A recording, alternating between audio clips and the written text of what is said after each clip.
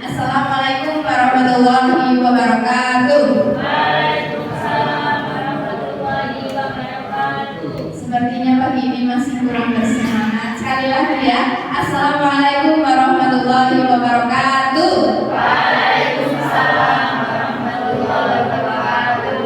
Terima kasih. Yang terhormat Bapak Kepala Sekolah yang dalam hal ini diwakili oleh Bapak Muhammad Menteri selaku urusan kurikulum.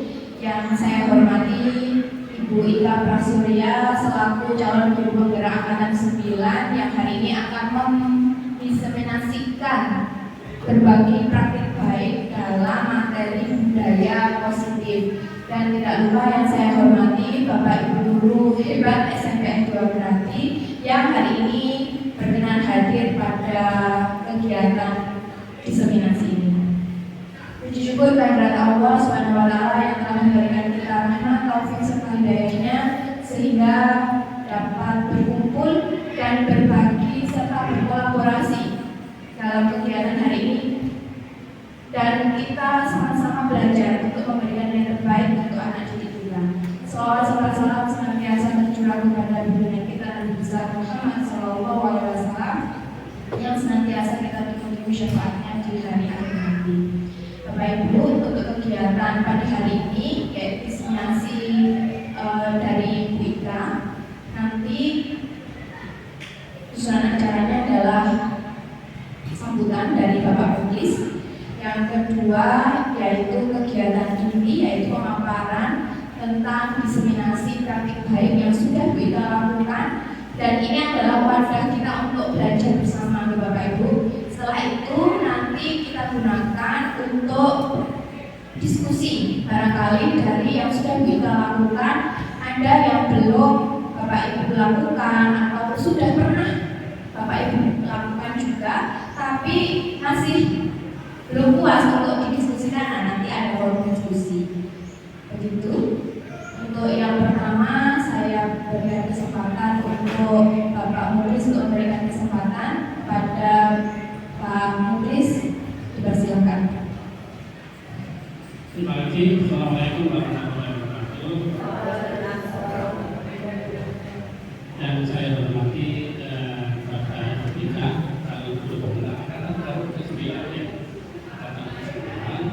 Kemudian Bapak Ibu calon guru SMPN 2 Grati yang hebat yang saya banggakan. Dan kepada kita semua, mudah-mudahan kegiatan kita ini yaitu berbagi pengalaman baik, yaitu tentang pemahaman positif, pemahaman dan penerapan budaya positif di SMPN 2 Grati.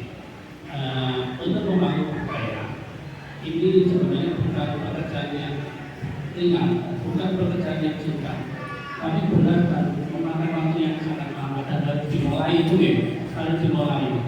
Karena dengan memulai maka kita akan membuka lembaran baru yang jauh lebih baik.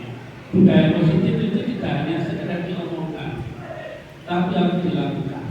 Dilakukan di dalam kelas, dilakukan dalam kehidupan kita sehari-hari, dilakukan di rumah dan di mana saja. Dengan pemahaman positif, budaya positif itu nanti diharapkan itu kita akan menebar kebaikan di segala lini, terutama kepada anak didik kita. Bisa dibayangkan Bapak Ibu sekalian, kalau kita menebar kebaikan di satu anak saja dan anak itu mempraktekkan dalam kehidupan sehari-hari, tentunya kita dapat pahala yang serupa dengan yang mereka lakukan. Menurut Bapak Ibu ada berapa? Ada sekitar 700 di sini. Ada 700 murid semua melakukan budaya positif, dan itu adalah modal Bapak Ibu sekalian yang nanti mungkin tidak kita panen sekarang, nanti ketika mereka melakukan di rumah dan di pekerjaan mereka, di jenjang mereka yang lebih tinggi, itu tentunya banyak kebaikan. Kita menebar kebaikan untuk masuk, kita akan menuai kebaikan. Dan kebaikan inilah yang nanti kita harapkan akan muncul dalam kehidupan di SMPN 2 Grati ini, terutama dalam proses kegiatan belajar mengajar. Nah, oleh karena itu saya berharap kegiatan ini nanti bisa ditindaklanjuti Bapak Ibu sekalian di kelasnya masing-masing. Di kelasnya masing-masing kemudian budayanya ini bisa bermuara kepada perilaku anak didik kita. Dengan demikian, maka kebiasaan baik inilah yang akan jadi ikon di sekolah kita. Jika nanti misalkan ada perluan moral di luar sana, kemarinnya di usia seperti tadi, nah itu jadi ikon kita. Sehingga nanti kebaikan yang kita akan kemudian. Saya dalam juga nanti jika kalau nanti apa yang Bapak Ika pelajari dalam kegiatan di CCB ini, tolong jangan ragu-ragu disebarkan tidak hanya di forum ini, tapi juga dalam kehidupan Bapak Ibu sekalian, ketika ngomong-ngomong, ketika di dalam kelas, ketika diskusi, ketika ngobrol-ngobrol dengan teman-teman, disitulah sebenarnya momen yang baik untuk mendapatkan kebaikan yang baik. Nah, saya begitu dan kegiatan ini berdampak pada kegiatan pembelajaran, kemudian berdampak pada perilaku murid-murid kita dan juga akan menambah kebaikan di sekolah kita. Itu saja dari saya. Akhirnya mengambil dan bilai kawin dari saya. Assalamualaikum warahmatullahi wabarakatuh.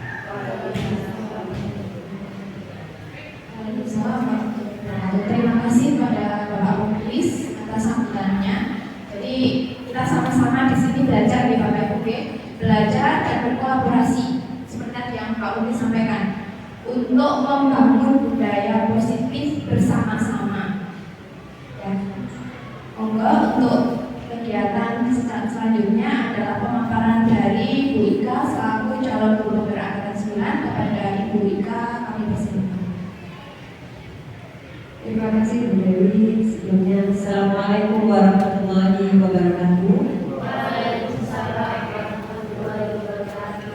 Yang saya hormati Bapak Muklis dalam hari ini mewakili Bapak Kepala Sekolah. Terima kasih sudah berkenan hadir dalam forum ini. Bapak Ibu Guru SMP Negeri yang saya hormati, bersyukur alhamdulillah pada pagi hari ini kita semua dalam keadaan sehat walafiat, tidak kurang suatu apapun. Yang kedua, shalawat serta salam semoga tetap tercurahkan pada baginda Rasulullah SAW. Bapak Ibu yang saya hormati, terima kasih sebelumnya saya sampaikan bahwa pada pagi hari ini dirinya semua bisa berkenan hadir di sini untuk mengikuti kegiatan diseminasi berbagi praktik baik dari hasil belajar yang sudah saya lakukan selama kurang lebih 3 bulan sebagai calon guru penggerak angkatan 9. Pada kesempatan ini saya bukan bermaksud menggurui, saya hanya ingin berbagi dari pengalaman dari hasil belajar yang saya sudah pelajari sebelumnya. Kemudian nanti dengan harapan setelah ini Bapak Ibu bersama-sama dengan saya untuk bisa menerapkannya di sekolah untuk kebaikan anak kita selanjutnya. Sebelum kita mulai, mari kita sama-sama mengucapkan nyanyian SMP 2 berarti, bisa kan? Oke, kalau saya bilang Samudra Jaya. Jaya, Jaya, Jaya, luar biasa. Tangan, oke? Oke, siap? Biar semangat kita, bakal semangat kita biar nggak ngantuk pagi hari ini. Samudra Jaya, Jaya, Jaya, luar biasa. Terima kasih Bapak Ibu. Selanjutnya akan saya sampaikan, saya mulai dengan kegiatan hari ini. Pada yang pertama ini adalah sebelum kita menyampaikan tentang budaya positif, kita harus sama-sama belajar lebih dahulu tentang perubahan paradigma belajar. Bahwa pembelajaran itu intinya adalah belajar yang berinvestasi pada penguatan kompetensi dan pengembangan karakter yang sesuai dengan nilai-nilai profil pelajar Pancasila. Karena itu praktik pembelajaran yang berpusat pada murid dengan melakukan kegiatan pembelajaran yang sesuai kebutuhan dan tahap perkembangannya.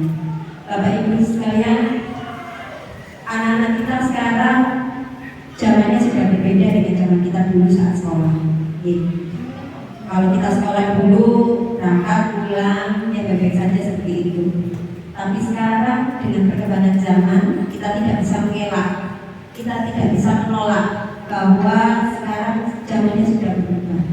Meskipun tidak 180% berubah, 80 derajat berubah, tapi paling tidak sudah jauh berbeda dengan zaman kita dulu. Kalau kita dulu anak-anak belajar disuruh belajar ya masih belajar. Kalau sekarang masih banyak alasan. Kita tahu sama-sama gitu. Nah, kenapa? Karena itu adalah kodratnya. Anak-anak sekarang sudah mengenal teknologi. Mungkin kalau zaman kita dulu kita tahunya cuma televisi, ya kan? Nah, sekarang sudah ada HP. Untuk itu kita sebagai guru saat mengajar di kelas, mengadakan pembelajaran kepada siswa, tentu sedikit banyak sudah harus mulai beradaptasi dengan hal ini. Kenapa? Karena tujuan dari pembelajaran itu sendiri. Jadi kita harus mulai merubah paradigma pembelajaran kita, bahwa intinya pembelajaran harus berpusat pada murid. Tidak lagi guru sebagai pusat di kelas, tapi muridlah sebagai subjeknya. Jadi mereka lah yang akan menentukan belajarnya. Mereka yang akan belajar mencari sendiri apa yang harus mereka pelajari. Mereka akan belajar seperti apa. Gitu. Jadi mereka akan berusaha untuk memperkuat kompetensi dan pengembangan karakternya sesuai dengan nilai-nilai profil belajar Pancasila, sesuai dengan tujuan pendidikan yang disampaikan oleh Bapak Pendidikan, Bapak Ki Hajar Dewantara, bahwa tujuan pendidikan adalah menuntun.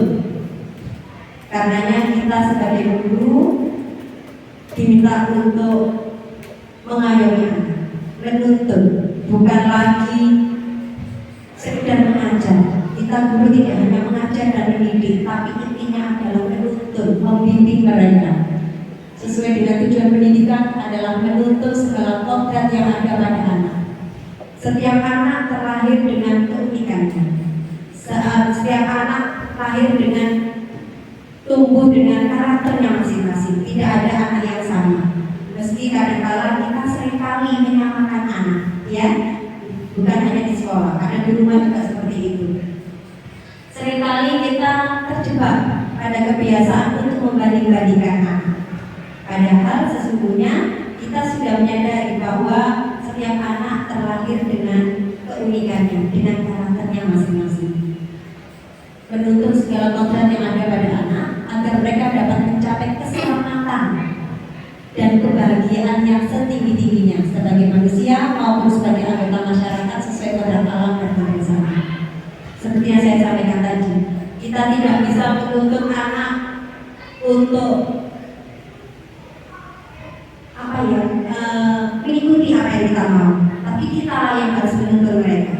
Tapi dengan tetap membimbing. Jadi guru tujuannya adalah menuntun, membimbing, mengayomi anak agar mereka bisa tumbuh, berkembang, belajar sesuai dengan kodrat alam sekarang dan kodrat zamannya.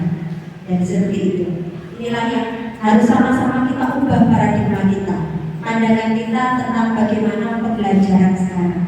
Inilah yang dimaksud dengan merdeka, bahwa merdeka itu bukan berarti anak-anak tidak belajar atau belajar seenaknya, tidak. Tapi yang dimaksud merdeka adalah guru harus menuntun siswanya, karena pembelajaran berpihak pada murid, menuntun anak agar mereka mampu berkembang sesuai dengan kodratnya, sesuai dengan karakternya. Jadi kalau misalnya mereka memang mampu di bidang akademik, kita bantu mereka, kita tuntun mereka agar lebih berkembang akademiknya. Sedangkan apabila mereka mampunya di bidang seni, bidang olahraga, kita juga begitu sama. Jadi sekarang ini tidak ada namanya anak harus pintar matematika, IPA, IPS, pelajaran semuanya pintar, tidak. Karenanya hal-hal seperti itu yang dulu waktu kita sekolah, pandangan seperti itu, paradigma seperti itu harus sudah mulai berubah. Kemudian berikutnya adalah budaya positif. Untuk menumbuh kembangkan karakter anak di sekolah khususnya, karena tempat mereka belajar, ada yang namanya budaya positif. Yang dimaksud dengan budaya positif di sekolah yaitu nilai dan kebiasaan di sekolah yang berpihak pada murid agar mereka dapat berkembang menjadi pribadi yang kritis, pribadi yang penuh hormat dan bertanggung jawab sesuai dengan profil belajar Pancasila. Jadi di sini yang dimaksud dengan budaya positif adalah budaya yang akan kita tanamkan ke anak-anak yang bernilai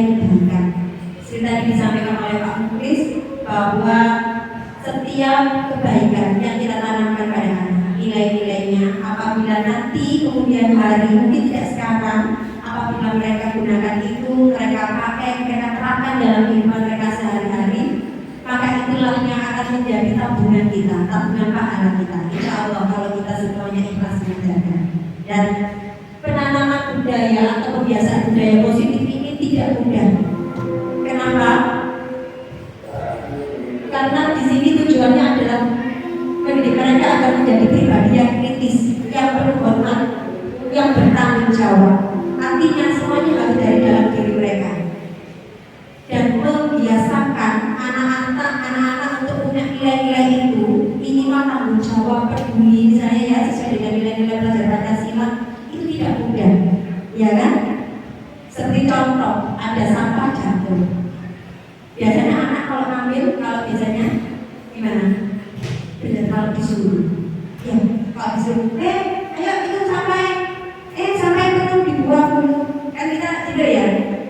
Tapi kalau nggak ada gurunya, kira-kira tahu namanya penuh apakah sama anak-anak dibuang? Belum tentu. Ya kan? Oh tutup pada aku, tutup tidak, bukan gitu ya. Gitu. Nah, kebiasaan ini, nilai-nilai positif inilah yang nantinya diharapkan menjadi budaya, yang diharapkan nanti bisa tumbuh di anak-anak kita. Jadi nilai-nilai inilah yang akan kita ajarkan pada mereka. Memang tidak mudah. Anggap saja kita sudah meneteskan tetesan air di atas batu. Itu tidak mudah. Jadi kalau masih tahu anak membiasakan budaya ini, kita anggap ada batu yang kita tetesi dengan air. Lama kebiasaan ini. Tapi saya yakin nanti lama-lamaan juga akan bolong namanya batu itu. Iya kan? Batu sekeras apapun, kalau kena air secara terus menerus, dia pasti akan berubah. Sama halnya dengan anak-anak kita, ya. Nah, anak kita ini sama saja dengan halnya dengan kita.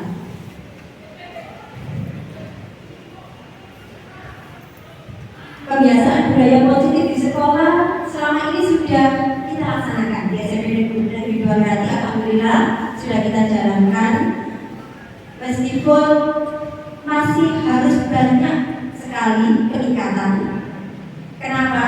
Karena saya yakin dari dulu, dari beberapa tahun yang lalu, SMP kita terkenal sebagai SMP favorit. Ya, orang tua salah satu alasannya kenapa menyekolahkan anaknya di sini karena mereka tahu, oh di SMP 2 Grati aja. Kenapa? Anaknya disiplin, gitu ya. Anaknya baik-baik, anaknya nurut-nurut, nanti lulusannya pasti bagus, gitu ya.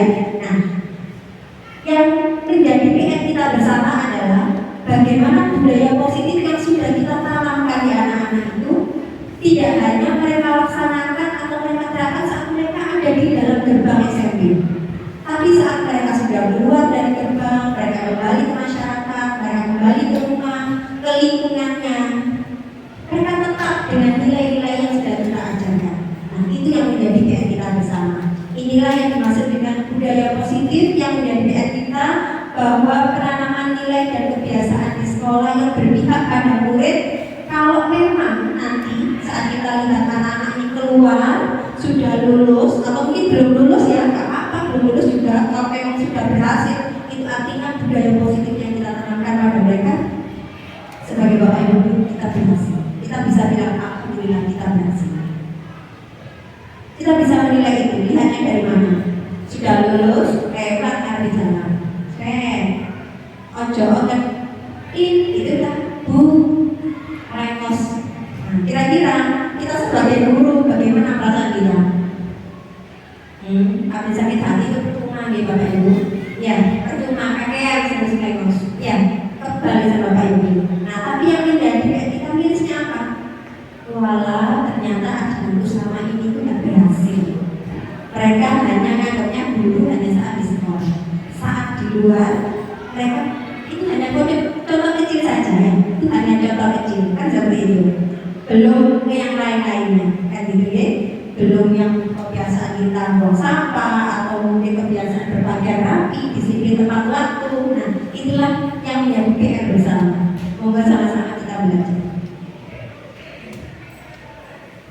Selama 3 bulan ini di materi yang terakhir saya sudah belajar sebagai guru gerak. Kalau ada 6 poin, ada 6 hal yang saya pelajari tentang budaya positif. Yang pertama tentang disiplin positif dan nilai-nilai kebajikan universal. Yang kedua teori motivasi, hukuman dan penghargaan serta restitusi. Yang ketiga tentang keyakinan kelas. Yang keempat kebutuhan dasar manusia. Kelima restitusi, 5 posisi kontrol, dan yang keenam tentang segitiga restitusi. Apa saja itu? Mari kita belajar bersama-sama. Semoga Bapak Ibu tidak bosan ya, karena kita sama-sama belajar. Nah, sebelum kita belajar, mari sama-sama kita sedikit refleksi dulu. Sambil belajar, kita refleksi dulu. Di sini ada sedikit pertanyaan. Cobalah buka judulnya. Nanti sama-sama mempraktekkan ya Bapak Ibu. Anda dan teman Anda akan melakukan kegiatan cobalah buka. Anda adalah A. Jadi anggap Bapak Ibu yang duduknya sebelah kanan adalah A, ya, dan yang sebelah kiri adalah yang B. Gitu ya. Tugas Anda yang A adalah mengepalkan salah satu tangan Anda. Coba bayangkan di dalam kepalan tangan Anda ini Anda sedang memegang sesuatu yang sangat berharga bagi Anda. Apapun itu, untuk pacar, untuk anak, untuk anak, untuk suami, gitu ya. Kemudian atau mungkin ada berlian di situ, ada perhiasan, pokoknya sesuatu yang sangat berharga. Atau mungkin uang, ya. Nah, anggap ada sesuatu yang berharga di dalam kepala Anda. Anda hanya perlu menjaga benda itu sekuat tenaga Anda, karena nilainya begitu penting dalam kehidupan Anda. Sedangkan Anda yang B, Bapak Ibu yang ada di B, cobalah dengan segala cara. Silakan mencoba dengan segala cara untuk membuka kepalan tangan rekan yang kanan. Anda boleh merayu, membujuk, mengintimidasi, ngancam, segala macam, menggelitik-gelitik juga boleh. Ya, bagaimanapun caranya usaha Anda agar teman Anda tadi itu yang ini mau membuka kepala tangannya. Siap ya? Ayo kita coba sama-sama. Yang kanan silakan semuanya membuka. Yuk, silakan coba membuka. Sekarang silakan yang B. Ayo silakan yang B dicoba Bu. Ayo silakan mau dikit-dikit, mau dipaksa buka silakan, mau dipaksa buka. Harus dipaksa buka. Bisa nggak buka? Ayo, bisa bukanya? Mau dikit-dikit, mau diraih boleh? Bisa? Bisa kuat? Bisa Bu? Aduh nggak bisa kuat apa ya? Kalau sudah ada. Bisa? Badan ada yang bisa? Tidak ada yang bisa. Sekarang pertanyaannya. Kalau sekarang coba, jadikan yang sekarang tangannya mengepal. Coba diangkat kepalanya. Pelan-pelan dan dalam hati. Apabila Anda buka, silakan dibuka tangannya. Silakan dibuka kepala tangannya. Bisa terbuka? Kenapa begitu mudahnya? Kenapa kok kalau tadi teman Anda mau sama sedemikian rupa nggak bisa? Kira-kira kenapa ya? Waktu dipaksa itu kenapa kok nggak bisa? Kira-kira kenapa Bu? Kalau misalnya dipaksa nggak bisa Bu? Ya, menurut dia kenapa kok sampai dipaksa-paksa nggak bisa? Kenapa kok Bu Putri tangannya kok kuat sekali nggak bisa dibuka? Apa kemudian kurang usahanya? Karena Bu Putri punya kontrol yang maksimal. Meskipun saya dikit-dikit, saya akan dibujuk, beli es, cilok dan sebagainya, Bu Putri tetap tidak mau membuka kepala tangannya. Berarti itu tandanya Bu Putri punya Teguhan hati. ya keteguhan hati. Komitmen yang kuat. Nilai kontrol yang kuat. Terima kasih Bu Dian. Iya, itulah. Jadi intinya apapun yang kita pegang, ya, kita pastikan orang lain tidak akan bisa menguasai kita. Kenapa? Karena yang megang kendali atas kepala tangan ini siapa? Diri kita sendiri. Biar orang lain bujuk, ngancam, intimidasi, merayu, mau nyuap sekalipun, tapi nanti tak suap belikan baksoan, bakso apa? Enak pada bakso apa ya? Harus ngantuk gitu ya. Tapi karena ini sudah jadi tekad saya, komitmen saya, nilai-nilai kehidupan yang saya pegang, misalnya ya, saya tidak akan berikan. Kenapa? Karena kita lah yang mempunyai kendali atas diri kita, bukan orang lain. Intinya gimana? Saat kita buka begitu mudahnya. Tetapi karena kita lah yang memegang kendali atas diri, bukan orang lain. Paham ya? Inilah nilai yang bisa kita pelajari dari permainan ini. Nah, inilah yang dimaksudkan makna kontrol yang perlu diluruskan. Ada teori kontrol yang saya pelajari yang dicetuskan oleh William Glasser. Ini foto orangnya. Saya juga baru tahu ini ternyata Pak William Glasser itu ini. Meskipun orangnya sudah di dunia, orangnya hanya ada di gambar ini ya. Tidak tahu ini orangnya masih ada apa enggak nih. Tapi inilah yang berjasa menelurkan ya, mengeluarkan teori kontrol ini, menciptakan teori kontrol, bahwa ada beberapa makna kontrol yang perlu diluruskan oleh kita sebagai pendidik, sebagai guru di sekolah kepada murid. Yang pertama adalah bahwa ilusi itu angan-angan, ya, kita tahu sama-sama. Ilusi bahwa guru itu mengontrol murid. Selama ini kita semuanya seringkali murid dengan kita nanti bisa, gitu ya. Iya bu, kasihnya ini kurang penting sampai ya kasih tak dulu ya kak kan gitu ya. Belum melawan atau akan melawan kan gitu. Itu ilusi bahwa guru mengontrol murid.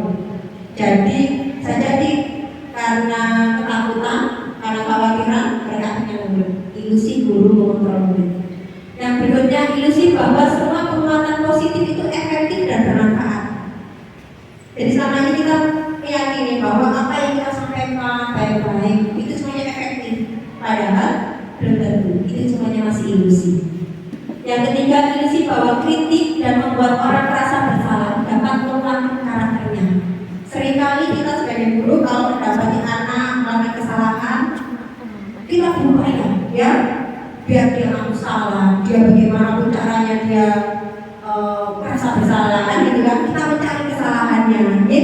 Karena itu kita merasa bahwa kita yang kontrol mereka ya, ternyata itu semuanya adalah kesalahan yang perlu diluruskan. Yang keempat, ilusi bahwa orang dewasa memiliki hak untuk memaksa. Ternyata itu tidak benar dan tidak diperbolehkan. Anak-anak kita, murid-murid kita, mereka punya hak sebenarnya. Oke? Kita sebagai orang dewasa, sebagai guru, sebagai orang tua mungkin di rumah, kita sebenarnya tidak bisa memaksa mereka. Tapi kita tujuan utama mendidik tadi, kita menuntun. Ini loh nak, gak benarnya kamu di sini. Ini loh nak, kamu seharusnya seperti ini. Jadi nanti kalau misalnya anak-anak mau masuk sekolah mana, kita nggak bisa maksa sebagai orang tua, sebagai guru. Tapi kita hanya bisa mengarahkan, menuntun, membimbing mereka. Kita lanjutkan kembali. Ini adalah paradigma stimulus respon sesuai dengan pendekatan teori kontrol. Bahwa selama ini kebutuhan kita sama, katanya gitu. Ternyata menurut teori kontrol, kenyataannya kebutuhan kita itu berbeda. Ya, kadang-kadang anak dikira semuanya harus belajar matematika, ternyata sebenarnya tidak seperti itu. Tidak semua anak butuh matematika, ya. Ada yang namanya dari juara apa berapa, nggak butuh matematika kok. Saya bisa dari orang kaya atau dari orang goreng, itu ya orang-orang matahari terpenting itu. Ya. Semua orang melihat hal yang sama, semua orang memiliki gambaran yang berbeda. Ini bisa dibaca Bapak Ibu. Orang lain bisa mengontrol saya. Teori kontrolnya hanya Anda yang bisa mengontrol diri Anda. Bahwa saya bisa mengontrol orang lain, kenyataannya di teori kontrol saya tidak bisa mengontrol orang lain. Karena kita sebagai pendidik kita hanya membimbing, menuntun anak-anak. Ya, seperti itu. Dan yang terakhir adalah model berpikir menang kalah. Nah, ini yang sering kali kita lakukan. Bahwa kalau saya sudah mengontrol anak, sebenarnya ada puasa di guru ibu. Wah, aku menang, gitu ya. Kamu menurut aku menang, menang gitu ya. Menang kabadian semua. Menang saya merasa menang. Tapi ternyata itu tidak seperti itu. Di teori kontrol, model berpikir harusnya menang-menang. Jadi saya senang, anak-anak juga senang. Gitu. Jadi itulah nantinya yang akan kita pelajari yang akan hubungannya dengan keyakinan moral.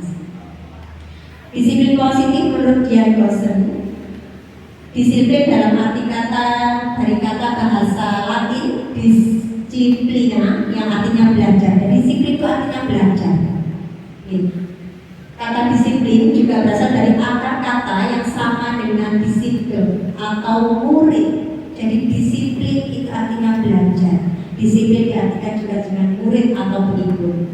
Disiplin juga mempelajari bagaimana cara diri kita mengontrol diri kita sendiri. Jadi apabila kita belajar tentang disiplin diri, maka itu kita sedang mempelajari bagaimana kita mengontrol diri kita sendiri, mengendalikan diri sendiri. Nyambung dengan apa yang disampaikan oleh Ki Hajar Dewantara, bahwa untuk mencapai kemerdekaan dalam konteks pendidikan kita saat ini, untuk menciptakan murid yang merdeka, syarat utama adalah disiplin yang kuat. Ini yang saat ini sudah mulai pudar di anak kita. Tidak hanya di sekolah kita bisa lihat di luar sana, ya, bagaimana beberapa waktu yang lalu ada berita anak menuntut ibunya gara-gara jual pisang, ada yang mau sampai di mana pikirannya, kan gitu ya. Kalau ada anak kecil yang mau melaporkan ibunya karena nggak adil, katanya anak, saya kemarin lihat di berita itu anak sekitar umur 3 tahun 4 tahun ke kantor polisi melaporkan ibunya suruh dilaporkan ke polisi karena nggak adil katanya sama adiknya. Jadi adik yang dibelikan perhiasan, dia minta uang 100.000 nggak dikasih, akhirnya dilapor ke polisi. Nah yo, si cilik pikiran kayak gini nanti kalau besar gimana? Apa nakutkan ya? Kan gitu ya. Definisi kata merdeka menurut Ki Hajar Dewantara, merdeka artinya tidak hanya terlepas dari perintah, tapi juga cakap untuk memerintah diri sendiri. Nah inilah esensi dari kurikulum merdeka, bahwa merdeka itu bahwa kita nantinya menginginkan murid-murid kita, anak-anak kita, mereka adalah orang-orang yang cakap, orang-orang yang terampil, sehingga nanti mereka keluar dari sini, mereka menjadi pribadi yang kuat, yang punya nilai-nilai, ya, yang punya nilai-nilai di dalam dirinya. Tujuan disiplin positif. Nah, tujuan kita adalah menciptakan anak-anak yang memiliki disiplin diri sehingga mereka bisa berperilaku dengan mengacu pada nilai-nilai kebajikan universal dan memiliki motivasi intrinsik bukan ekstrinsik. Jadi nantinya anak-anak kita setelah kita ajarkan, kita biasakan budaya positif, kebiasaan itu, disiplin itu muncul dari dirinya sendiri. Jadi bukan karena paksaan dari luar, bukan dari eksternal. Nilai-nilai kebajikan universal ini sesuai dengan profil pelajar Pancasila. Ada 6, kita sama-sama sudah belajar itu Bapak Ibu. Yang pertama ada beriman bertakwa pada Tuhan Yang Maha Esa, ada berkebinekaan global, ada gotong royong, ada sifat mandiri, bernalar kritis, dan ada kreatif. Jadi diharapkan mari sama-sama kita gandengkan tangan, kita budayakan anak-anak kita agar memiliki nilai-nilai kebajikan sesuai dengan nilai profil pelajar Pancasila. Dalam perlakuannya, dalam tingkah lakunya, perilaku manusia itu ada 3 motivasi dalam dirinya yang terbagi menjadi 3, yaitu yang pertama, saat dia melakukan sesuatu, dia berusaha untuk menghindari ketidaknyamanan atau hukuman. Nah ini yang disebut dengan motivasi eksternal. Yang kedua, untuk mendapatkan imbalan atau penghargaan dari orang lain. Ini juga sama, motivasi eksternal. Dan yang ketiga, untuk menjadi orang yang mereka inginkan dan menghargai diri sendiri dengan nilai-nilai yang mereka percaya atau motivasi internal. Sama halnya seperti kita. Misal ini ya, kita mendapat tugas. Ya, kita mendapat tugas dari sekolah. Kemudian kita harus ikut. Kita disuruh ikut webinarnya sore karena yang mengadakan adalah dinas atau perintah dari sekolah. Kadang-kadang kita melaksanakannya itu pasti macam-macam ya. Ada yang mungkin melaksanakannya itu karena takut ditegur, atau mungkin karena biasanya dapat sertifikat, atau ada juga yang tujuannya saya memang ingin belajar. Nah, kira-kira yang paling tepat itu mana? Ya, yang saya ingin belajar. Kenapa? Karena inilah yang motivasi yang tumbuh dari diri sendiri, intrinsik, internal dalam diri. Jadi bukan karena takut ditegur, bukan karena apa? Ingin dapat sertifikat seperti itu. Sama halnya dengan anak-anak kita. Kita sebagai guru juga mengalami ini. 3 tiga hal yang memotivasi kita dalam kegiatan kita sehari-hari. Nah, ini ada contoh. Ada contoh kasus, mari sama-sama kita belajar. Ivan kurang menguasai pelajaran matematika, sehingga pada saat pelajaran matematika dia lebih banyak berdiam diri atau menggambar di buku pelajarannya. Pada saat guru matematika, namanya Pak Seno, menanyakan pertanyaan pada Ivan jadi gugup dan tidak sengaja dia menjatuhkan tas dari kursinya. Tiba-tiba dia menjadi gagap saat berupaya untuk menjawab pertanyaan Pak Seno. Seluruh kelas tertawa melihat kelakuan Ivan. Pak Seno membiarkan teman-teman Iva menertawakan Iva, malah meminta Iva untuk ke depan sambil menunjuk hidungnya karena tidak bisa menjawab dari Pak Seno. Menurut dengan, apakah dengan setuju dengan tindakan Pak Seno? Setuju Bu?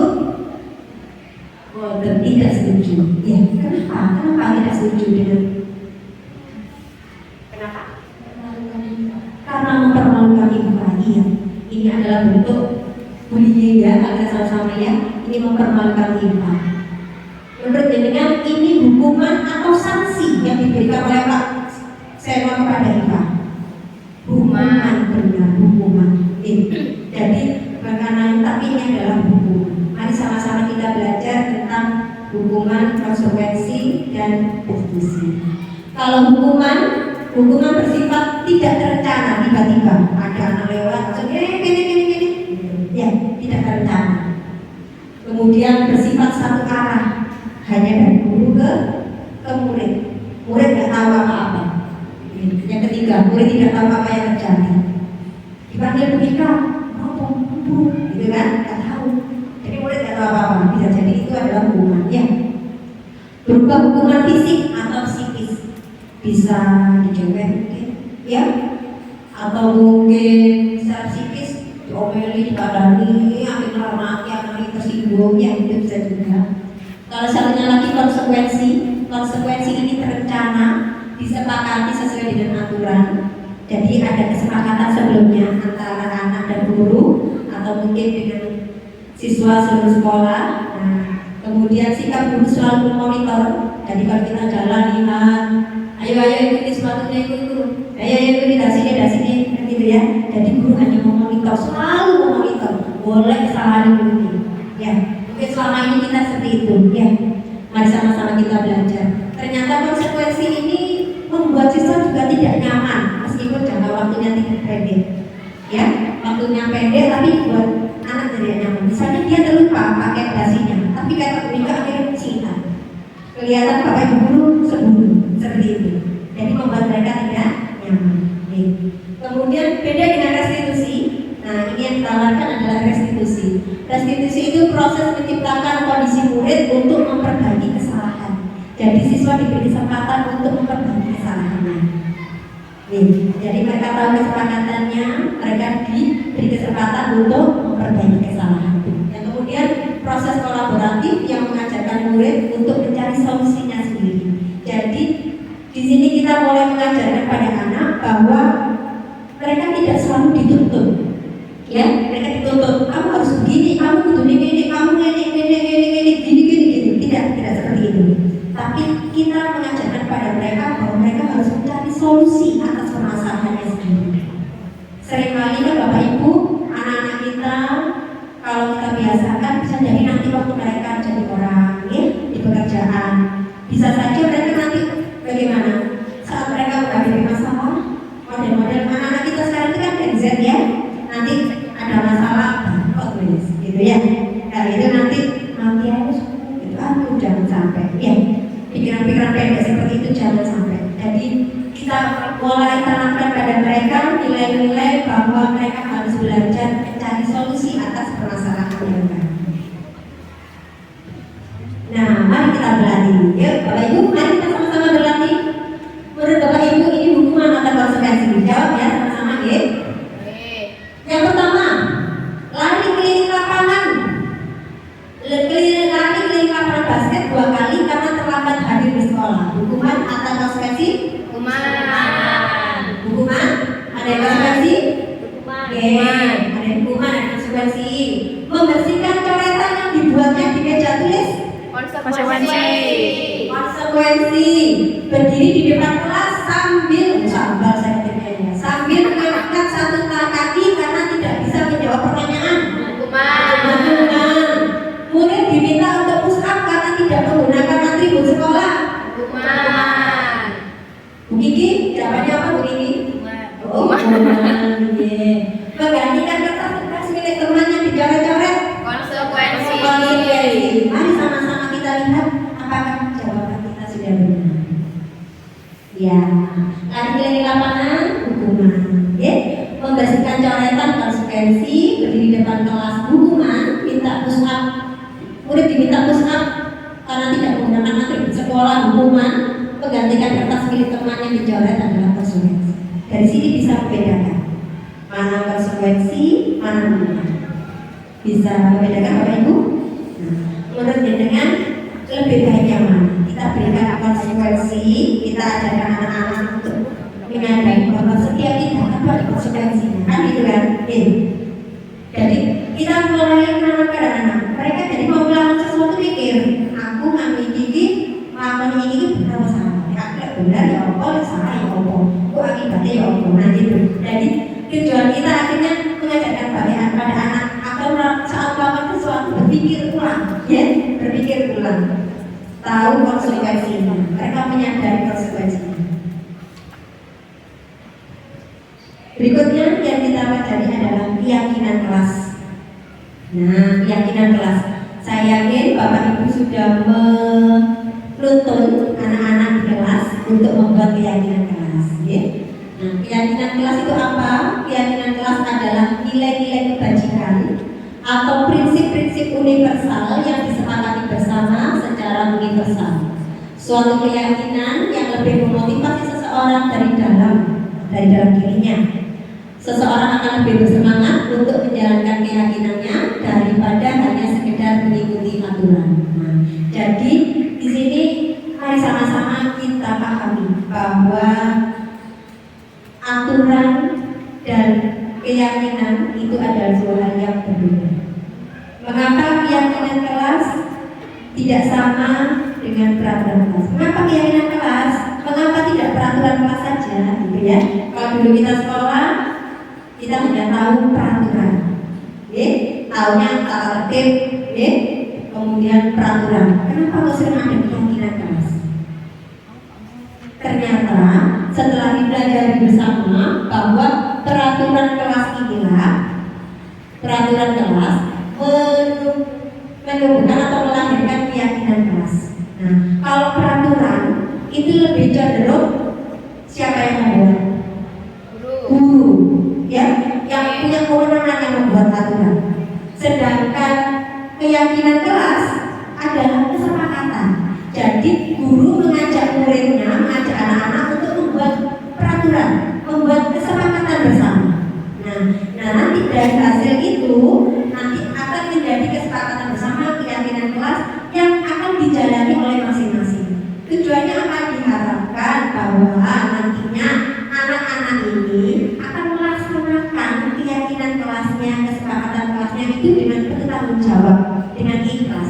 Saya yakin kalau kita yang membuat peraturan, kita akan melaksanakannya, melaksanakannya sendiri, melaksanakannya dengan ikhlas, rela, tapi beda dengan kalau hanya aturan. Misalnya aturan itu dibuat oleh orang lain. Contoh, saat kita di jalan raya tidak pakai helm. Padahal kita tahu helm itu dipakai untuk keselamatan. Kita pasti semua jawab helm gunanya untuk keselamatan. Tapi kenapa masih banyak orang yang tidak pakai helm saat di jalan raya, saat berkendara, kan gitu. Tapi mereka bingung pakai helmnya kalau ada polisi. Mereka takut kalau hanya ada polisi. Nah, kira-kira helm itu gunanya untuk ketemu polisi apa untuk keselamatan? Nah, inilah yang namanya aturan dan keyakinan. Kalau seseorang sudah meyakini bahwa helm ini tujuannya untuk keselamatan saya saat berkendara di jalan raya, saya akan pakai, ya. Tapi kalau di dalam otaknya ini, di dalam pikirannya hanya merasa, ketemu polisi, aku iman. Nah, hanya saat ada polisi. Jadi tidak timbul dari dalam dirimu. Ini yang dimaksud dengan keyakinan. Dari keyakinan yang disepakati dijalankan bersama dengan baik, nanti diharapkan akan tumbuh lingkungan belajar yang positif. Saya yakin, saya percaya sekolah kita akan menjadi sekolah dengan lingkungan yang positif. Apabila kita bersama-sama bergandengan tangan, kita berkolaborasi dengan baik untuk menumbuhkan budaya positif ini di anak-anak kita. Dan lingkungan positif akan menciptakan budaya yang positif. Oke? Nah, untuk pembentukan keyakinan kelas, saya yakin Bapak Ibu sudah tahu sama-sama bahwa keyakinan kelas itu bersifat lebih abstrak, jadi tidak rinci. Oke? Jadi kalau misalnya tentang ketertiban atau mungkin tentang menghormati orang lain atau mungkin tentang menjaga kebersihan, ya, misal keyakinannya tentang kebersihan, aturannya bagaimana turunannya yang lebih rinci? Tidak boleh mencoret-coret bangku atau meja, tidak boleh coret-coret tembok, tidak boleh buang sampah dalam laci, tidak boleh minum makan dalam kelas misalnya, sampah bekas makanan, banyak turunannya. Nah, tapi keyakinannya adalah kebersihan. Keyakinan kelas berupa pernyataan universal. Pernyataan keyakinan kelas dibuat dalam bentuk kalimat positif. Jadi kita biasakan, kita mulai membuat keyakinan kelas dengan kalimat-kalimat positif. Kalau dulu kita mengenal jangan buang sampah sembarangan, dilarang merokok, gitu ya, atau mungkin dilarang kebut-kebutan, dilarang naik motor ke sekolah, gitu. Nah, sekarang kita ubah menjadi kalimat yang positif. Misal, jangan buang sampah sembarangan, kita ubah menjadi kalimat buanglah sampah pada tempatnya. Lebih enak, lebih diterima kalimatnya. Kenapa? Karena manusia itu umumnya menolak untuk dilarang, ya. Nah, sama dengan anak kita, apabila mereka melihat ada kata-kata larangan, kata-kata penolakan yang dilarang itu tidak boleh dilarang, mereka pasti akan berusaha untuk mengelak atau menghindari. Tapi kalau misalnya berupa kalimat positif, berupa anjuran, insya Allah akan diikuti seperti itu. Keyakinan kelas sebaiknya sesuatu yang dapat diterapkan di lingkungan, kemudian seluruh warga kelas ikut berkontribusi dari seluruh anak dimintai untuk berpendapat. Dan keyakinan kelas ini bisa ditinjau dari waktu ke waktu. Misal 2 bulan bisa diperbarui lagi, ditambahi, mungkin berubah karena suasana sudah berbeda misalnya. Misal waktu itu belum ada COVID, dengan ada COVID, keyakinan kelasnya di dalam kelas wajib pakai masker, kan gitu kan ya. Nah gitu. Kalau sekarang kan sudah ada lagi, pandeminya sudah berakhir, keyakinan kelasnya sudah bisa diubah seperti itu Bapak Ibu. Nah ini contoh yang sudah saya terapkan di kelas. Anak-anak saya sudah ajak untuk keyakinan kelas. Ini contohnya dokumentasi yang sudah saya lakukan. Nah nanti dari hasilnya itu anak-anak bisa membuat sendiri dari tadinya kesepakatan bersama keyakinan kelasnya, mereka bisa membuat dan berhiasan. Saya yakin di kelas ini nanti sudah ada. Ini contohnya. Semoga bisa jadi inspirasi untuk Bapak Ibu.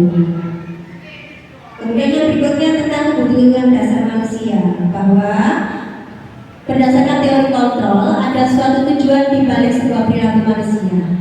Nah, kenapa? Karena ada kebutuhan dasar dari setiap manusia. Kebutuhan dasar manusia itu ada 5, ya, ada 5. Itu saya sudah gunting itu di sana itu ya. Saya gunting itu ada 5. Ada kebutuhan dasar untuk bertahan hidup, penguasaan, kasih sayang dan rasa diterima, kesenangan dan kebebasan. Jadi kita harus meyakini bahwa setiap perilaku anak, tindakan anak itu semua atas dasar kebutuhan dasar manusianya, ya. Mungkin yang pertama ada anak pukul temannya, atau mungkin mau nyontek masuk gitu ya. Nah ternyata apa? Dia ada kebutuhan dasar apa? Ingin menguasai. Mungkin ada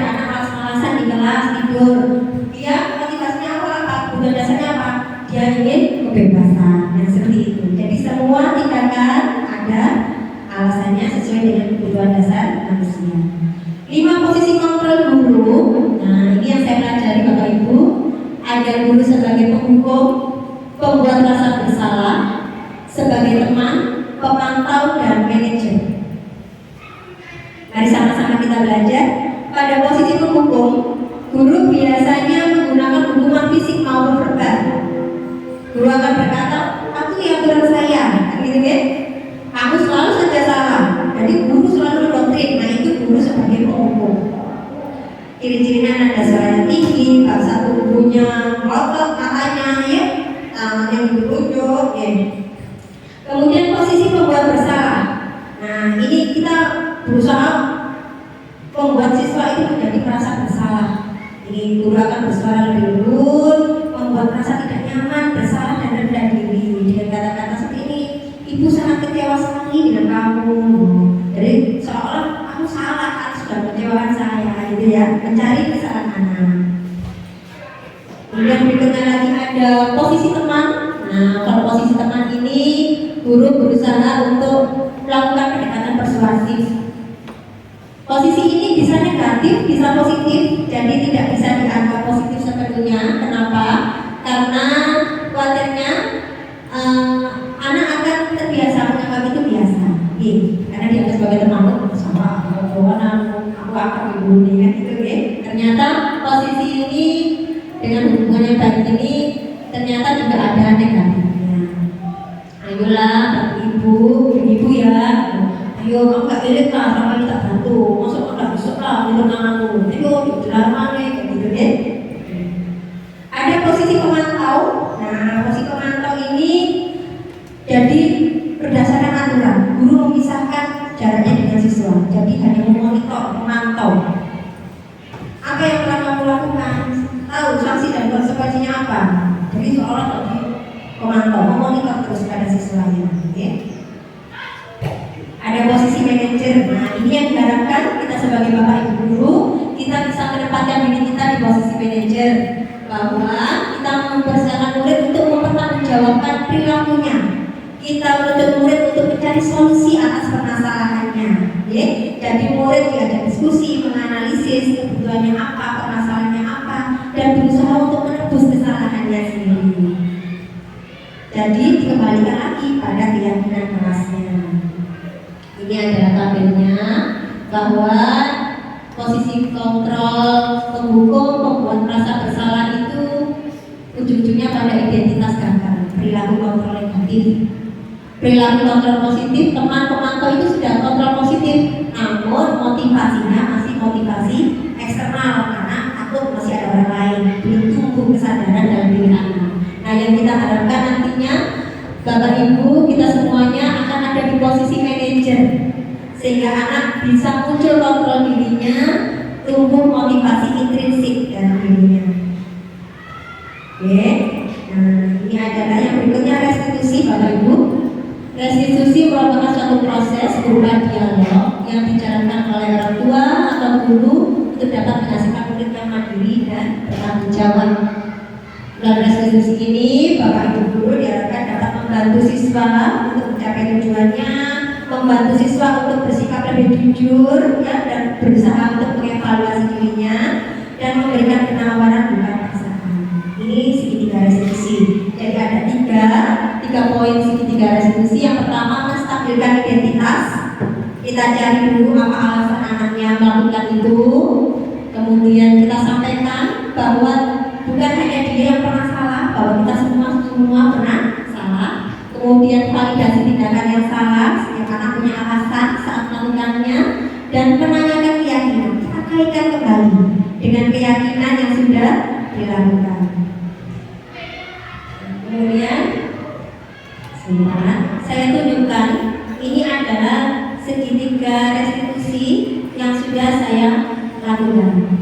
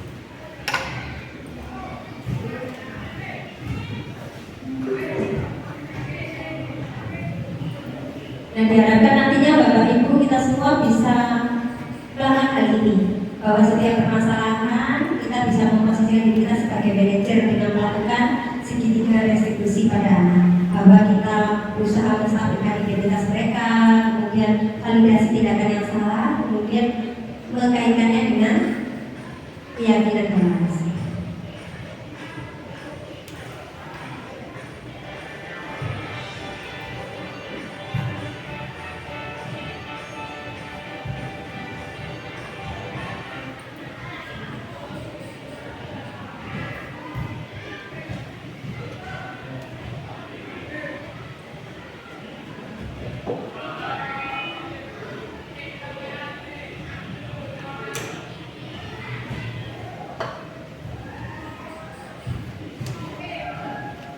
Ini adalah kasus kedua Bapak Ibu tentang penerapan segitiga restitusi. Oke, ini adalah contoh bahwa praktek yang sudah saya laksanakan dan saya besar harapan saya bahwa budaya penerapan segitiga restitusi ini akan menjadi budaya positif di sekolah kita yang bisa kita terapkan di anak-anak kita nanti ke depannya.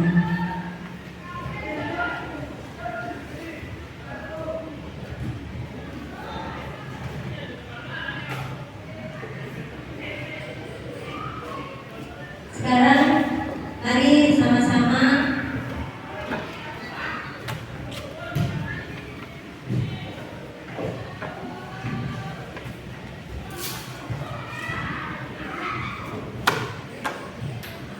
kita belajar. Ini ada kasus. Oke, ada kasus tentang siswa yang tidur di jam pelajaran. Menurut ini gimana ini? Pada saat saya mengajar materi bahasa Inggris di dalam kelas, ada satu siswa yang tertidur. Nah, ini ada murid kita ya. Saya yakin Bapak Ibu pernah mengalami ini, bahwa di kelas ada anak yang tidur di kelas saat pelajaran. Ternyata saat ditanya, anak ini main HP, main game sampai malam, sehingga di kelasnya ngantuk. Tanpa menyadari bahwa paginya siswa itu sudah pagi, ternyata di kelas jadi ngantuk. Nah, kita sebagai guru gimana cara kita? Apa kita langsung marah? Atau seperti apa? Oke, silakan Bapak Ibu. Bagaimana?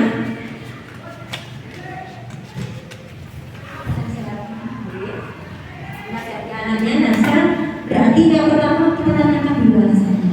Ini kamu, kenapa kamu ngantuk? Kan gitu ya? Kenapa? Karena ngantuk tidur di kelas, kenapa? Kita tanyakan dulu alasannya. Yes, semua orang pernah salah kok ya. Maaf bu, pasti kan anaknya bilang gitu ya, pasti bilang maaf bu, gitu ya. Nah, saya bilang, oh iya, semua orang pernah salah ya wes. Ada dari mana ya? Nah, berarti kalau misalnya di kelas ya ngantuk lagi, selanjutnya bagaimana? Kemudian tidak sampai itu lagi. Bu, saya tak akan main game lagi sampai malam-malam. Saya main game sampai begini, sampai jam 9 naik, jam 10 harus sudah tidur, karena gitu ya. Jadi kita nasihati seperti itu. Tapi kadang-kadang kita nggak sabar ya Bapak Ibu ya. Sekolah orang nak betul, nggak tahu orang, karena gitu. Oke, dan ada kesimpulannya, dalam penerapan disiplin positif, hendaknya guru memiliki standar kepribadian dan moral yang baik, di mana guru mampu merefleksikan dan mengevaluasi dirinya dalam posisi kontrol saat ini. Sebab para guru adalah seperti among. Kita sebagai guru berperan sebagai manajer yang menuntun, yang membimbing murid-murid kita agar kelak mereka menjadi manusia insan yang mandiri, merdeka dan bertanggung jawab. Terima kasih Bapak Ibu. Apabila ada pertanyaan, saya persilakan. Monggo, ada yang mau bertanya? Oke, silakan Bu Julian mau bertanya. Assalamualaikum warahmatullahi wabarakatuh. Terima kasih juga atas kesempatannya. Di sini saya mau bertanya. Misalnya nih, saya sudah melakukan diskusi membuat keyakinan kelas bersama siswa. Kemudian ternyata ada murid yang melanggar keyakinan tersebut. Nah, menurut penjelasan kita tadi, saya harus menerapkan segitiga restitusi untuk menangani kasus tersebut.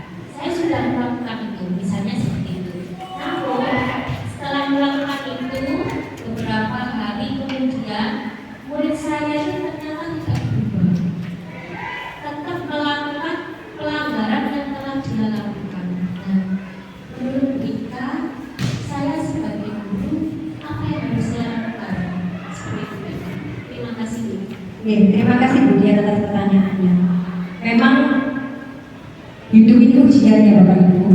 Murid kita ini juga ujian bagi kita.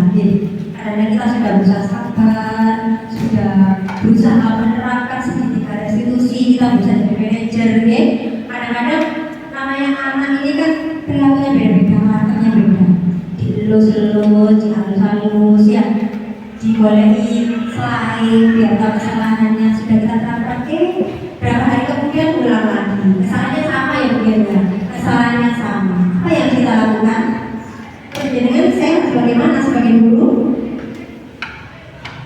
Apa yang tadinya manajer langsung jadi penghukum? Tidak, ya. Kita harus tetap berusaha lagi, kita coba lagi, kita ulangi lagi. Mungkin dengan metode yang berbeda. Mungkin kalau tadi pendekatannya hanya sampai salah ya, salah, nulis, sampai komentar salah, jadi bagaimana ini? Terus selanjutnya bagaimana? Tidak salah mana? Bu, saya nggak gitu nanti begini, saya nggak akan terlambat, saya nggak akan main game sampai malam-malam bu, misalnya gitu. Ternyata terlambat lagi datangnya, kan gitu kan? Nah, saat kita mendapati kejadian seperti itu, yang pasti kita dulu bersabar. Bagaimana resiko lagi. Namun menurut saya ada tindakan lain.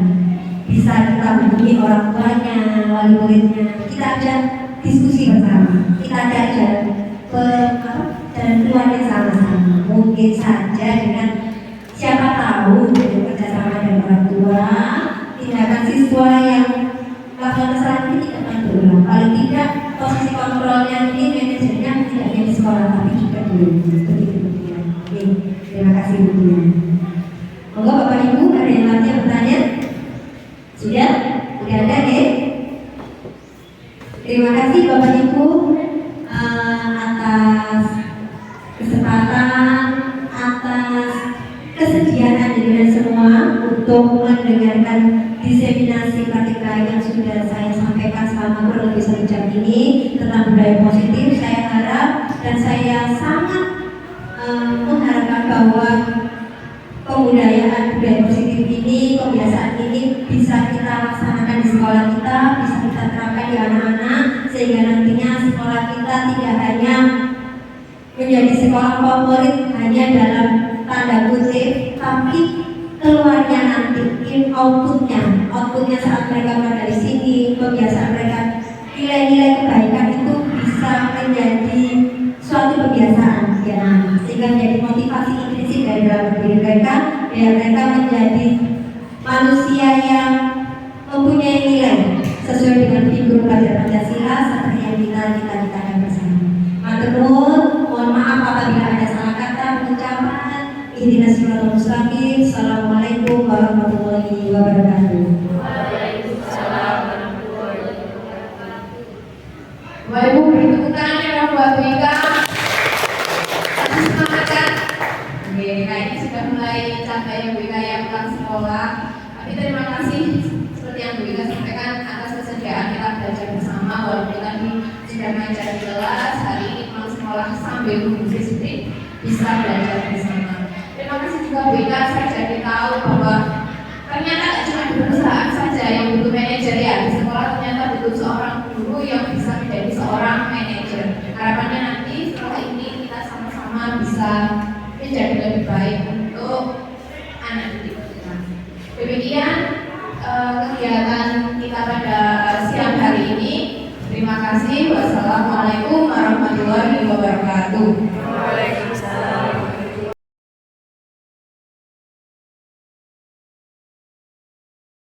Assalamualaikum warahmatullahi wabarakatuh. Perkenalkan, nama saya Budian Fitra Fajarina.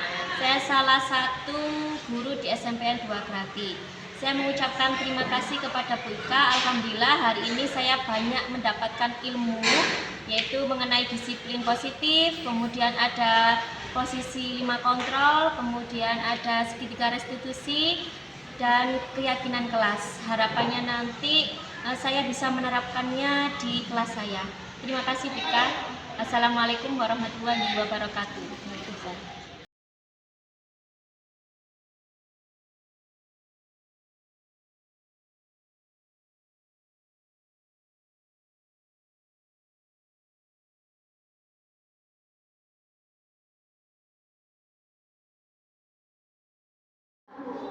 Terima kasih Bu Ika sudah mengajak saya dan teman-teman membuat keyakinan kelas. Semoga kami dapat menerapkannya dengan baik.